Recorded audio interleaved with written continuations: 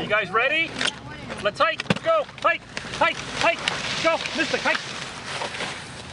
This is actually our second dog sled camp that we're having. We had the first one in 2004.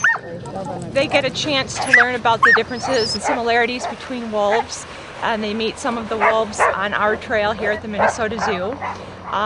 They also get a chance to listen to a canine officer come with their search and rescue dog and to learn about one of the different ways that dogs are used with humans to help humans.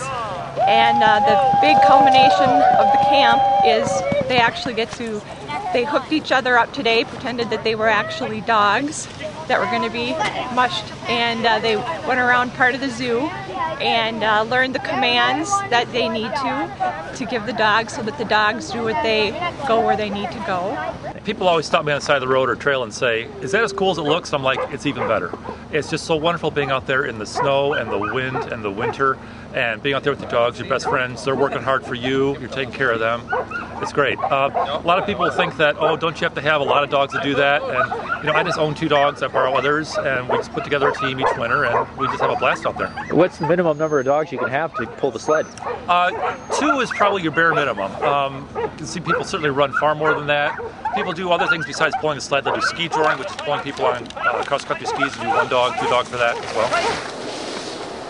My number 1 lesson for them is take care of the dogs. Dogs will take care of you. These animals are so wonderful; they will work their hearts out for you. But you have to provide them some basic care as well, and love, and physical needs as well. It seems that in this day and age, this is kind of going to be relegated to being a hobby. What's the utility of dog sledding, and maybe a little bit of its history? Has it been more of a utility thing for lifestyles, or? Well, it's been around for thousands of years. Native cultures, up north and things like that.